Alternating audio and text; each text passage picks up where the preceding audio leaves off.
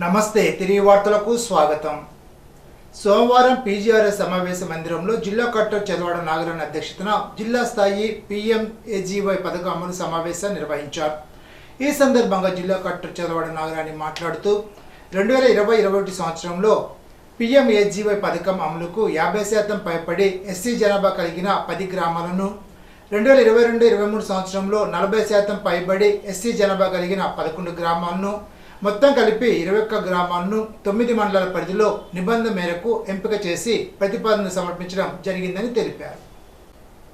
జాతీయ క్షయవ్యాధి నిర్మూలన కార్యక్రమంలో భాగంగా పెనుగొండ మండలం సిద్ధాంతం టీబీ యూనిట్లో సోమవారం వైద్య ఆరోగ్య శాఖ ఆధ్వర్యంలో ఏర్పాటు చేసిన ప్రధానమంత్రి ఇంటెన్సిఫైడ్ టీబీ ముక్త్ భారత్ క్యాంపెయిన్ను జిల్లా కలెక్టర్ ప్రారంభించారు. ఈ సందర్భంగా జిల్లా కలెక్టర్ చదవాడ నాగరాణి మాట్లాడుతూ ప్రధానమంత్రి టీబీ ముక్త్ భారత్ అభియాన్ ప్రోగ్రాంలో భాగంగా 60 సంవత్సరాల పైబడిన వారు, షుగర్ పేషెంట్లు, రోగనిరోధక శక్తి తక్కువగా ఉన్నవారు, ఆల్కహాల్ తీసుకునేవారు, స్మోకర్లు, గతంలో టీబీ వ్యాధి బారిన పడిన వారు, టీబీ వ్యాధిగ్రస్తుల ఇళ్లలో ఉన్నవారు వీరంతా పరీక్షలు చేయించుకోవాలని, మన దేశాన్ని క్షయ వ్యాధి లేని దేశంగా తీర్చిదిద్దాలని కోరారు. యాక్టివ్ పీటీబీ ఉన్నాడు వీళ్ళందరికీ మన దాంట్లో అంత ఇన్ఫెక్షన్ వచ్చేదాకా ఆశా వర్కర్స్, ఏఎన్ఎంస్, MLHPs వారు ఎంతో కష్టపడి వర్క్ చేస్తారు. వారి వల్లనే మన దేశంలో, మన రాష్ట్రంలో టీబీ ఇట్లాంటి పేద ప్రజల్ని ఇబ్బంది పెట్టి పీడించే వ్యాధుల్ని నిర్మూలించడానికి వీలవుతుంది. ముందుగా వారందరికీ కూడా field level staff, health staff అందరికీ కూడా నా యొక్క నమస్కారాలు. ఇప్పుడు ఎవరు టార్గెట్ అంటే ఎవరైతే ఆల్రెడీ మెడిసిన్స్ తీసుకుంటారో, లేకపోతే ఇంతకుముందు కొన్ని రోజులు మెడిసిన్స్ తీసుకుని ఆపేశారో వారు, తర్వాత 50 సంవత్సరాల వయసు పైబడిన వారు, ఇతర అనారోగ్య సమస్యల్లో అంటే స్మోకింగ్ ఉన్నవాళ్ళు, డ్రింకింగ్ హ్యాబిట్, తాగే అలవాటు, మందు తాగే అలవాటు ఉన్నవాళ్ళు, తర్వాత వేరే ఇతర అనారోగ్యాల పాలు పడి బాధపడుతున్నవారు, డయాబెటీస్, తర్వాత క్యాన్సర్, కిడ్నీ డయాలసిస్ పేషెంట్స్ వీళ్ళందరినీ కూడా చెక్ చేయాల్సిన అవసరం ఉంది. I request all the health functionaries, PHC doctors, MPHEOs, health officers, తర్వాత ANMs అందరినీ కూడా, తర్వాత మన డిస్ట్రిక్ట్ ప్రోగ్రామ్ ఆఫీసర్ అయిన అడిషనల్ DMHO గారిని దీని మీద ప్రత్యేక శ్రద్ధ వహించి మన జిల్లాని ఏదైతే టార్గెట్ ఉందో 1,00,000 కేసెస్లో 100 కంటే తక్కువ టీబీ ఉండే విధంగా అచీవ్ చేయడానికి ప్రయత్నం చేద్దాము అందరూ కూడా. వైసీపీ స్టేట్ వాణిజ్య విభాగం జోనల్ ప్రెసిడెంట్గా నియమితులైన కంకటాల నాగ సత్యనారాయణ, రాష్ట్ర మాజీ మంత్రి, వైఎస్ఆర్ కాంగ్రెస్ పార్టీ ఉమ్మడి ప్రకాశం జిల్లా రీజనల్ కోఆర్డినేటర్, తణుకు నియోజకవర్గ సమన్వయకర్త కారుమూరి వెంకట నాగేశ్వరరావును మర్యాదపూర్వకంగా కలిశారు. తనను వైసీపీ స్టేట్ వాణిజ్య విభాగం జోనల్ ప్రెసిడెంట్గా నియమించినందుకు కృతజ్ఞతలు తెలిపారు. కూటమి ప్రభుత్వం అధికారంలోకి వచ్చిన తర్వాత ముఖ్యమంత్రి సహాయ నిధి నుండి బాధితులకు ఆర్థిక సాయం అందించడంలో రాష్ట్రంలోనే తణుకు నియోజకవర్గం ముందంజలో ఉందని తెలుగుదేశం పార్టీ తణుకు పట్టణ అధ్యక్షులు కలవర వెంకటకృష్ణ అన్నారు. తణుకు నియోజకవర్గంలో 11 మందికి సోమవారం 11.55 లక్షల విలువైన సీఎం రిలీఫ్ ఫండ్ చెక్కులను కూటమి నాయకులు అందజేశారు. తణుకు శాసనసభ చైర్మన్ రాధాకృష్ణ ఆదేశాల మేరకు కూటమి కార్యాలయంలో ఏర్పాటు చేసిన కార్యక్రమంలో ఈ మేరకు చెక్కులు అందజేసి మాట్లాడారు. తణుకు ఎమ్మెల్యే గారు క్యాంప్ ఆఫీసులో జరుగుతున్నటువంటి ముఖ్యమంత్రి సహాయ నిధి నుండి సుమారు 17 మందికి సుమారు 11,55,000 రూపాయలు సీఎం రిలీఫ్ ఫండ్ ఈరోజు ఇవ్వడం జరిగింది. ఇందులో ముఖ్యంగా ఎవరైతే లబ్ధిదారులు ఉన్నారో వారందరూ కూడా ఏదైతే ఆరోగ్యశ్రీలో కవర్ అవ్వకుండా వారు సొంతంగా వైద్య ఖర్చుల నిమిత్తం ఖర్చు పెట్టుకున్నారో వారికి అందరికీ కూడా సీఎం సహాయ నుండి ఇది ఏర్పాటు చేయడం జరిగింది. రాష్ట్రంలోనే అత్యున్నతమైన స్థాయిలో ఈ నియోజకవర్గానికి ఇప్పటి వరకు 3 కోట్ల చిల్లర మనకి సీఎం సహాయ నిధి కింద రావడం జరిగింది. అనేక మంది ఎవరైతే ఇబ్బందులు పడుతున్నారో నియోజకవర్గంలోని ప్రజలు, ఎవరైతే పేదలు వైద్యం చేయించుకుని వైద్య ఖర్చులు మీట్ అవ్వలేని పరిస్థితులు ఉంటారో వారందరికీ కూడా సీఎం సహాయ నిధి నుండి సహాయం చేయడం జరుగుతుంది. అలాగే మనం ఏవైతే క్లెయిమ్లు పెట్టామో అందులో మనకి 99% మనకి క్లెయిమ్లు సీఎం ఆఫీస్ గారి నుంచి రావడం జరుగుతుంది. ఇవన్నీ కూడా మన గౌరవ శాసనసభ్యులు ఆర్ఎంఎల్ఏ గారి రాధాకృష్ణ గారి ఆధ్వర్యంలో మనకి సీఎం రిలీఫ్ ఫండ్ ఏదైతే ఉందో దాని నిమిత్తం అక్కడ ఒక మనిషిని పెట్టి ఈ ఫైల్స్ అన్ని పరిశీలి చేసి అత్యధికమైన మనసు వచ్చేలాగా ఈ నియోజకవర్గానికి ఏర్పాటు చేయడం జరిగింది. కాబట్టి ఈ సభాముఖంగా చంద్రబాబు నాయుడు గారికి కృతజ్ఞతలు తెలుపుతూ ఏదైతే పేదలు ఉన్నారో వాళ్ళందరినీ కూడా కాపాడుని కూడా తీసుకుగా ఈ ప్రయత్నం చేయడం జరుగుతుంది. అలాగే గత ప్రభుత్వంలో చాలామందికి ముఖ్యమంత్రి సహాయ నిధి పెట్టుకున్నప్పటికీ కూడా వారందరికీ కూడా ఎవరికీ ఫండ్స్ రిలీజ్ చేయడం జరగలేదు. ఈ ప్రభుత్వం వచ్చిన తర్వాత, ఈ చంద్రబాబు నాయుడు గారి ప్రభుత్వం వచ్చిన తర్వాత చక్కగా ఈ కార్యక్రమం విజయవంతంగా జరుగుతుంది. ఈ సందర్భంగా తెలియజేస్తూ ఆక్వా రైతులు ప్రభుత్వ నిబంధనలు ఖచ్చితంగా పాటించాలని కోలమూరు నీటి వినియోగదారుల సంఘ అధ్యక్షులు ఎర్ర సుబ్రహ్మణ్యం స్పష్టం చేశారు. ఎండగండి నుంచి రాయనవారిగూడెం ఉప్పులూరు మీదుగా కొలమూరు గ్రామానికి నీరందించే పంటకాలువ త్రవ్వకం పనులను ఆదివారం మధ్యాహ్నం ఆయనతో పాటు జనవనరుల శాఖ ఏఈ ప్రసాదరాజు, రైతు ప్రతినిధులు పేర్చల బాలరాజు, లోకం సుబ్బారావు తదితరులు పరిశీలించారు. ఈ సందర్భంగా కాలువను అద్దుగా చేసుకుని సాగు చేస్తున్న ఆక్వా చెరువుల రైతులతో సుబ్రహ్మణ్యం మాట్లాడారు. చెరువుల్లోని వ్యర్థాలు పంటకాలలో కలపడానికి వీల్లేదని, మురుగుపారుదల ప్రత్యేక బోధ ఏర్పాటు చేసుకోవాలని స్పష్టం చేశారు. ఆక్వా చెరువుల వ్యర్థ జలాల వల్ల త్రాగునీటి చెరువులు కలుషితమై ప్రజలు అనేక వ్యాధుల బారిన పడుతున్నారని అన్నారు. ఉండి ఎమ్మెల్యే ఉపసభాపతి కనుమూరు రఘురామకృష్ణంరాజు ఆదేశానుసారం పంటకాలంలో ప్రక్షాళన పనులు చేపట్టామని తెలిపారు. ఆక్వా చెరువుల రైతులు సహకరించాలని కోరారు. ఇప్పుడు ఏలూరు జిల్లా వార్తలు.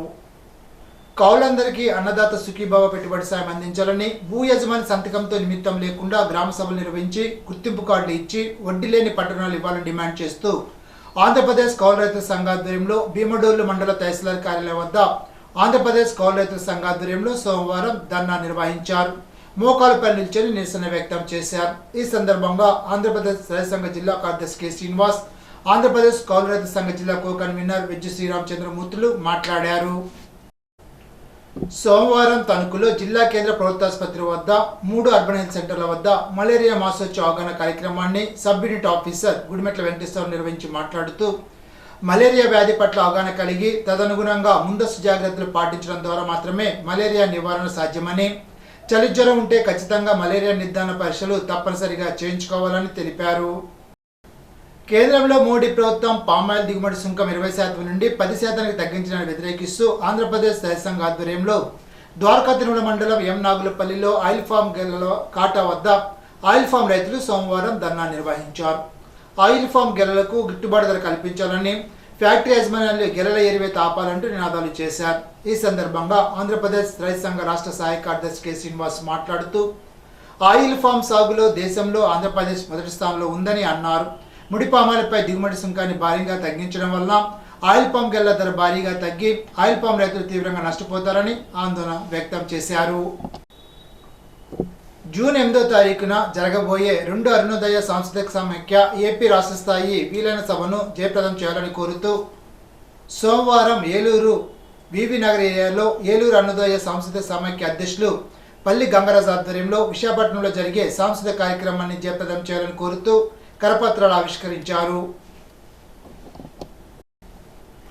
భారత కమ్యూనిస్ట్ పార్టీ ఏలూరు ఏరియా సమితి ఆధ్వర్యంలో ఏలూరు మండల తహసీల్దార్ కార్యాలయం వద్ద ధర్నా కార్యక్రమాన్ని నిర్వహించారు. సూపర్ 6 పథకాలను తక్షణమే అమలు చేయాలని, ఇంటి స్థలం దక్కినంత వరకు పోరాడతామని సిపిఐ జిందాబాద్ అంటూ నినాదాలు చేశారు. కార్యక్రమంలో పాల్గొన్న సిపిఐ ఏలూరు జిల్లా ఏరియా కార్యదర్శి ఉప్పులూరి హేమశంకర్ మాట్లాడుతూ కూటమి ప్రభుత్వం ఎన్నికల సందర్భంగా రాష్ట్ర ప్రజలకు సూపర్ 6 పథకాలు అమలు చేస్తామని చెప్పి ఏడాది కాలం పూర్తయినా ఇంతవరకు ఒక్క పథకాన్ని కూడా ప్రారంభించలేదని అన్నారు. ఇప్పుడు తూర్పుగోదావరి జిల్లా వార్తలు. ప్రజా సమస్యల పరిష్కార వేదిక ద్వారా స్వీకరించిన అర్జీలతో పాటు మీ సేవా పోర్టల్ 1100 టోల్ ఫ్రీ నెంబర్ ద్వారా వచ్చే అర్జీలను అంతే ప్రాధాన్యత ఇవ్వడం ద్వారా పరిష్కారం అయ్యే విధంగా చర్యలు తీసుకోవడం జరుగుతోందని జిల్లా కలెక్టర్ పి ప్రశాంతి తెలిపారు. సోమవారం కలెక్టరేట్లో డిఆర్ఓ టి సీతారామూర్తి, ముఖ్య ప్రణాళిక అధికారి జేడీఎల్ అప్పలకొండ, ఎస్టీసీలు ఎంఆర్ఆర్ ప్రేమ్ కుమార్, టి భాగ్యలక్ష్మి, డిఎల్డిఓలతో వీణాదేవి, శ్రీవారెడ్డి తదితరులు అర్జీలను స్వీకరించారు. ఉపాధి హామీ పథకం కింద అటవీ శాఖ ఆధ్వర్యంలో మొక్కల పెంపకం కార్యక్రమాన్ని చేపట్టినట్లు, అందులో భాగంగా పెంచిన మొక్కలను నాటే కార్యక్రమంలో అన్ని ప్రభుత్వ శాఖల లక్ష్యాలను అనుసరించాలని, క్షేత్రస్థాయిలో కార్యకలాపాలు నిర్వహించాలని జిల్లా కలెక్టర్ పి ప్రశాంతి ఆదేశించారు. కలెక్టరేట్ సమావేశ మందిరంలో మొక్క నాటే కార్యక్రమంపై అధికారులకు సూచనలు అందజేశారు. అనేది లాస్ట్ 6 months గా మనం వర్కౌట్ చేస్తూ ఉండడం వలన ఫారెస్ట్ డిపార్ట్మెంట్స్ లో శాంప్లింగ్స్ రైస్ చేసి రెడీగా ఉన్నాయి. అండ్ వాళ్ళ నర్సరీ డెవలప్మెంట్ కి కావాల్సిన మన ఫండ్స్ కూడా NREGS తో టైఅప్ చేసి రిలీజ్ చేయడం అనేది జరిగింది. సో ఇప్పుడు ఏ డిపార్ట్మెంట్ కి అయితే కొన్ని డిపార్ట్మెంట్స్ కి వాళ్ళ డిపార్ట్మెంట్ హెడ్స్ నుంచి డైరెక్షన్స్ వచ్చాయి, కొన్ని డిపార్ట్మెంట్స్ ఇండివిజువల్ గా చేయాల్సి ఉంటుంది. సో June 5th మన డిస్ట్రిక్ట్ ప్రోగ్రామ్ ని మనం ఆర్ట్స్ కాలేజ్ లో చేస్తున్నాము. ప్రతి మండలంలో కూడా మీరు ఆ ప్రోగ్రామ్ చేయాలి. అలానే డిపార్ట్మెంట్స్ కూడా ప్రతి డిపార్ట్మెంట్ లో కూడా wherever land is available and protection చేయడానికి లాజిస్టిక్స్ ఎక్కడైతే పర్మిట్ చేస్తాయో లైక్ కాంపౌండ్ వాల్ కానీ ఫెన్సింగ్ కైండ్ ఆఫ్ థింగ్ అలాంటిది ఎక్కడ ఉన్నా కూడా మనం ప్లాంటేషన్ టేకప్ చేయాలి. So all department should take up plantation and all offices లో ప్లాంటేషన్ జరగాలి. అండ్ హౌస్ హోల్డ్ ప్లాంటేషన్ కూడా మనం DRDA నోమా ద్వారా చేస్తున్నాం. టుడే ఈజ్ 2nd కాబట్టి 3rd 4th లో మీరు మొబిలైజేషన్ ప్లాన్ చేసుకోండి. I mean material transportation, placement at the venues and bidding ఇవంతా చేసుకుంటూ మీరు 5th లో మీరు ప్రోగ్రామ్ చేయాల్సి ఉంటుంది. దానికి మనకి మున్సిపల్ అడ్మినిస్ట్రేషన్ నుంచి వాళ్ళకి ఒక యాప్ రిలీజ్ అయింది. అట్లానే మనకు అదర్ డిపార్ట్మెంట్స్ కూడా ఫారెస్ట్ డిపార్ట్మెంట్ నుంచి కూడా ఒక యాప్ రిలీజ్ అవుతుంది. లాస్ట్ ఇయర్ ప్లాంటేషన్ కార్యక్రమం చేసిన వాళ్ళందరికీ కూడా గుర్తుండే ఉంటుంది. మనం ప్లాంటేషన్ చేసిన ప్రతిదీ కూడా జియో కోఆర్డినేట్స్ తో అప్డేట్ చేయాలి. కూటమి ప్రభుత్వం చేస్తున్న మోసాలకు వ్యతిరేకంగా నిడదవోలుపట్న వైఎస్ఆర్సీపీ పార్టీ కార్యాలయంలో జూన్ 4వ తేదీన జరగనున్న వెన్నుపోటు దినం కార్యక్రమం సందర్భంగా నిడదవోలు నియోజకవర్గ వైఎస్ఆర్సీపీ పార్టీ కార్యాలయంలో వెన్నుపోటు దిన పోస్టర్ను ఆవిష్కరించి ప్రెస్ మీట్లో నిడదవోలు నియోజకవర్గ వైఎస్ఆర్సీపీ మాజీ శాసనసభ్యులు జి. శ్రీనివాస్ నాయుడు మాట్లాడారు. ఈ నెల 4వ తారీఖు అంటే ఎల్లుండ పెద్ద ఎత్తున వైఎస్ఆర్సీపీ పార్టీ ఒక నిరసన కార్యక్రమం చేయటం జరుగుతూ ఉంది. ఈ కార్యక్రమం ముఖ్యంగా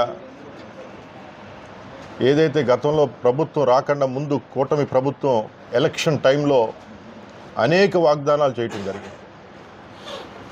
సూపర్ 6 అన్నారు, రైతులను ఆదుకుంటా అన్నారు, ఎంతమంది పిల్లలుంటే ఇంట్లో స్కూల్కి వెళ్ళే పిల్లలందరికీ కూడా 15,000 చొప్పున ఇస్తామని చెప్పడం జరిగింది.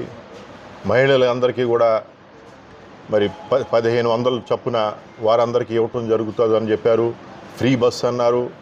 అనేక పథకాలు మరి రోజుకు ఒక పథకం చొప్పున అనౌన్స్ చేయటం జరిగింది. మరి ప్రజలు ఇవన్నీ కూడా విన్నప్పుడు ఏమో ఇవన్నీ వస్తాయేమో, మాకు మంచి జరుగుద్దామో, మాకు ఎంత లబ్ధి పొందుతామో అనే ఒక ఆశతో మరి కూటమి ప్రభుత్వానికి ఓటు వేయటం జరిగింది. మరి ఓటు వేసి ప్రభుత్వం వచ్చి 4వ తారీఖుకి 1 సంవత్సరం పాటు పూర్తవుద్ది. మరి ఈ సంవత్సరంలో ఏం చేశారు? ఆఖరికి ఏవైతే పెన్షన్స్ ఉన్నాయో కొత్త పెన్షన్స్ కూడా పెద్ద ఎత్తున పెండింగే ఉన్నాయి, అవి కూడా పూర్తి చేయలేదు. మరి ఈ విధంగా ఒక్క హామీ కూడా పూర్తి చేయకుండా